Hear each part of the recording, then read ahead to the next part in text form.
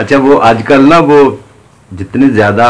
سلسلہ پھیل رہا ہے، جتنے زیادہ پیر مرید ہو رہے ہیں، اتنے زیادہ وہ نیٹ پہ ایکٹیو ہو رہے ہیں، ویڈیو آ رہی ہیں،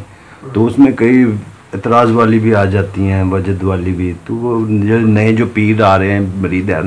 اس کے بارے میں آپ کیا کہتے ہیں؟ یہ تو ظاہر سی بات ہے کہ ایک چیز ہے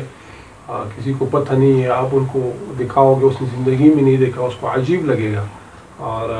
یہ غلط کرتا ہے کہ جو وجد کی ویڈیو ہے اس کو شیئر کرتے ہیں۔ بالکل شیئر نہیں کرنا چاہیے، بلکہ اپنے ساتھ سوچ لیں کہ آپ کے محفل میں جو نیا بندے ہوتے ہیں اس کو بھی ہنسی آ رہی ہے کیا کر رہے ہیں، کیونکہ ان کو سمجھنے علم نہیں ہے۔ ایک بندے کو ایک چیز کا علم ہو تو وہ عمل کرے گا تو اس کے لیے فائدہ ہے، اگر ان کے لیے علم نہیں ہے اور وہ عمل کرے گا ہنسے گا تو اس کے لیے بے ادبی ہے، بلکہ گناہ کے زمرے میں آ جاتے ہیں۔ تو اس پہ یہ بندہ جو یہ وجد کی ویڈیو شیئر کرتا ہے اس پہ یہ گناہ گار ہو جاتے ہیں، کیونکہ اور لوگوں کو یہ پتہ نہیں ہے۔ آپ پہلے ان کو قرآن اور حدیث سے ثابت کرو، دلائل دے دو، پھر اس کے مطابق آپ جو ہے نا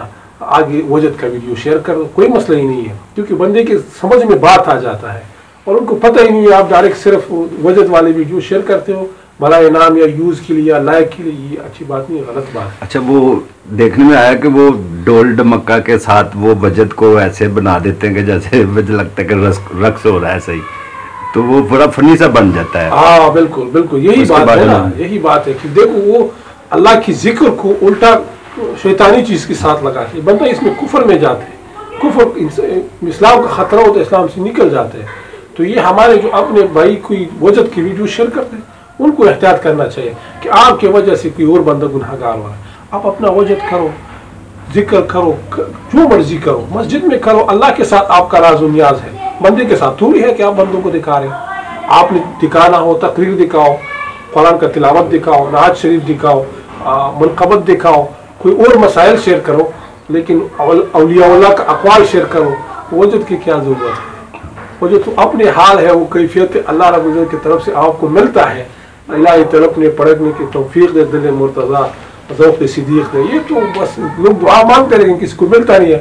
آپ کو جب مل گیا تو آپ اس کو راز میں رکھو، اس کو افشا کرنے کی ضرورت نہیں ہے۔ مثال ہے کوئی کشف ہوتا ہے انسان کو اور وہ ہر کسی کو بتاتے ہیں میں نے ایسا کشف دیکھا، ایسا، اس سے کشف چھینا جاتا ہے کیونکہ اس نے نعمت کا قدر نہیں کیا۔ یہ نعمت کا قدر کرو،